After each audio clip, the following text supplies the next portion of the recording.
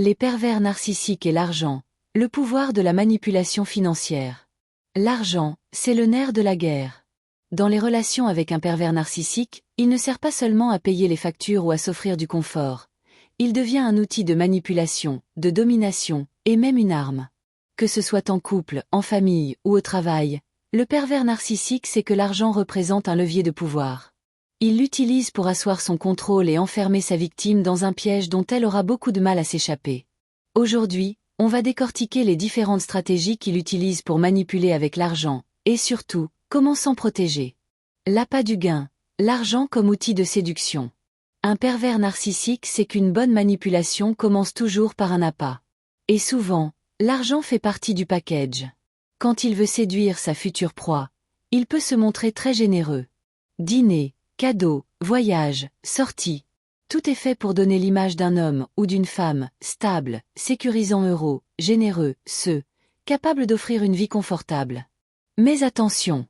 Ce n'est pas de la générosité, c'est un investissement.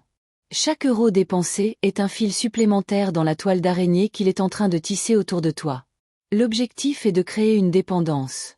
Car une fois que la victime s'habitue à ce confort, elle aura plus de mal à s'en détacher. Et puis, petit à petit, le piège se referme. La prise de contrôle financière. Une fois la confiance installée, il faut contrôler les finances. Il peut y avoir plusieurs méthodes. L'isolement économique. Il pousse sa victime à arrêter de travailler. Tu n'as pas besoin, je gagne assez. Je veux que tu t'occupes de la maison des enfants. La confiscation des revenus. Il propose de gérer l'argent du couple, ou demande que tout passe sur un compte commun qu'il contrôle. L'interdiction des dépenses personnelles. Chaque achat devient sujet à justification, et il critique systématiquement les décisions financières de l'autre. Les dettes forcées. Il emprunte de l'argent au nom de l'autre, l'entraîne dans des engagements financiers qu'elle ne peut pas assumer. Petit à petit, la victime se retrouve sans autonomie financière. Elle ne peut plus partir, car elle n'a aucune ressource pour le faire. Et là, c'est le jackpot pour le pervers narcissique. Il a le contrôle total.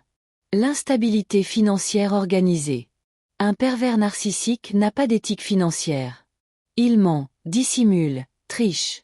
Certains sont prêts à falsifier leurs revenus, organiser leur insolvabilité, tout mettre au nom d'une entreprise ou d'un proche pour ne rien devoir à leur victime en cas de séparation. D'autres utilisent la technique du don-retrait. Un coup, il donne. Un coup, il retire. Un mois, il paie tout sans problème, puis le mois suivant, il refuse d'acheter des choses basiques. Le but ? Maintenir un climat d'instabilité pour que la victime ne sache jamais à quoi s'attendre. C'est une technique de manipulation classique.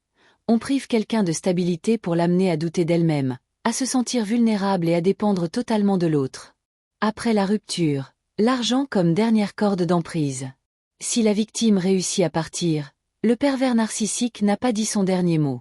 L'argent devient alors une arme de guerre. Refus de payer la pension alimentaire. Procédures judiciaires interminables. Manœuvres pour ralentir le versement des dommages et intérêts.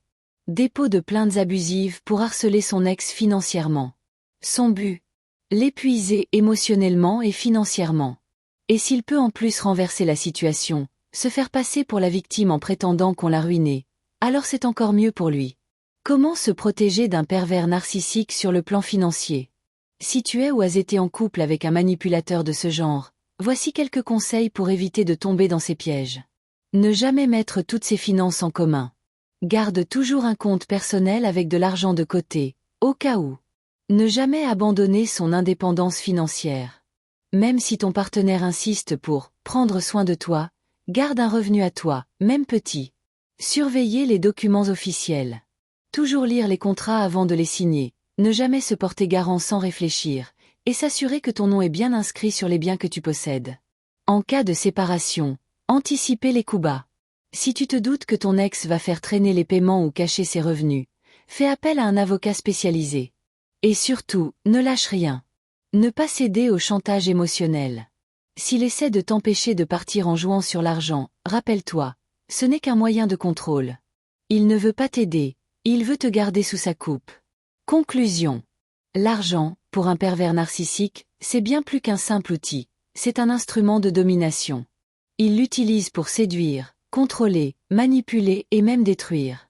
Mais ce qu'il ne supporte pas, c'est de perdre ce pouvoir. Lorsqu'une victime récupère son indépendance financière, elle récupère aussi sa liberté. Si tu as vécu ce genre de situation, sache que tu n'es pas seul. Il y a des solutions, des aides, et surtout, des moyens de reprendre le contrôle de ta vie. Et toi, as-tu déjà été confronté à ce genre de manipulation? Partage ton expérience en commentaire, et surtout, prends soin de toi.